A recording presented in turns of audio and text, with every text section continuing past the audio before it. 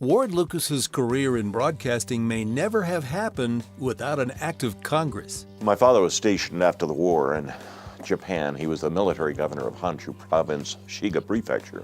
And I was born in 1948, fully a Japanese citizen and fully a U.S. citizen. And because I had dual citizenship, when I wanted to apply for an FCC license at age 16, even the little lowly third radio telephone license, I was told, no way.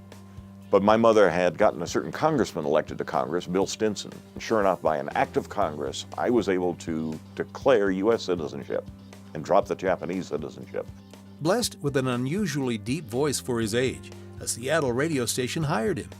He survived a nosebleed during his first air shift and was soon poached by a rival station whose owner didn't realize he was just 16 years old. I was the Rush Limbaugh of Seattle. I was dumber than dirt. I knew nothing about politics.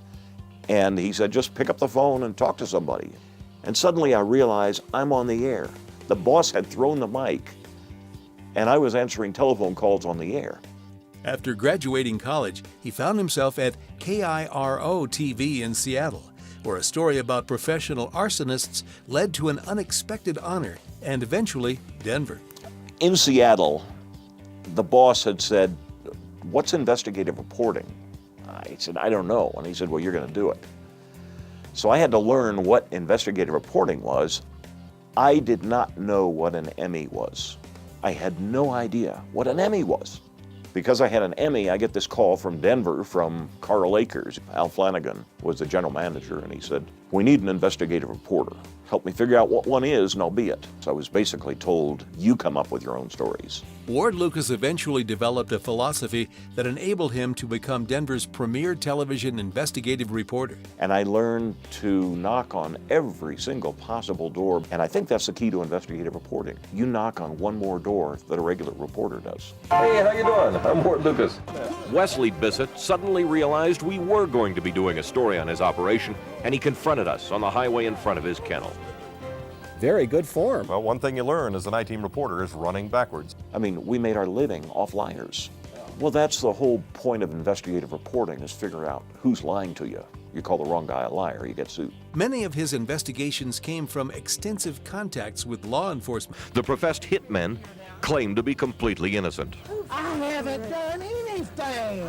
I got in very close with the Denver Police Department. I got in close with Colorado Bureau of Investigation. You want to know that you're accurate, you want to know that you're thorough, you want to know that you're fair, and you want to know that you're balanced. They knew that they could trust me to keep a secret, they could trust me to be honest, they could trust me to burn somebody if that person needed to be burned. He even took on fabricated reporting in the Denver Post.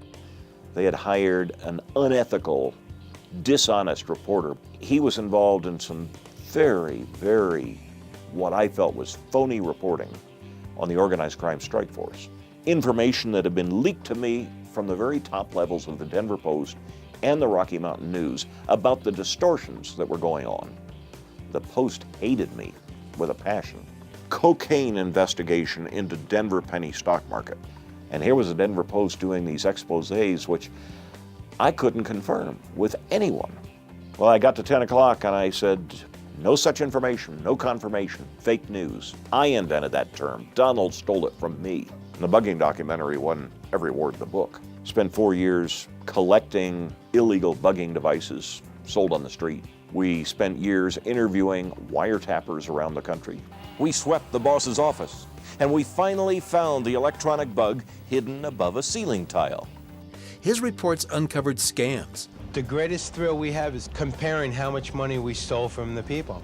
criminal activities, We followed an independent tow truck driver into a part of Denver claimed by a rival company. I said your life expectancy might not be too good if you run up here. public corruption, We were investigating an Aurora city official in 1978 when a police officer decided we shouldn't be taking pictures. and medical quackery. The surgeon purportedly makes an incision on the patient's body with his thumbnail, reaches into the cavity, and removes ugly cancerous material. He pursued lighthearted stories, She's trying with all of her might to hatch a nest full of Titleists, top flights, and ultras. Now, I wouldn't have believed this if I hadn't seen it myself. There, ladies and gentlemen, is one that hatched. and stories very personal to him. Alzheimer's. Such a strange disease when it strikes your father. The strongest man in the world, impossibly weak. In his 34 years at Channel 9, he also anchored weekends with 32 different female co-anchors. What was it like working for Channel 9? It was magic. It was like working at the Disneyland of the TV news business. In television, there are a whole lot of technical people around a reporter that make him look good. Those are the people that make the reporter. Going to work was a privilege, was a joy. I didn't hate it, I loved it.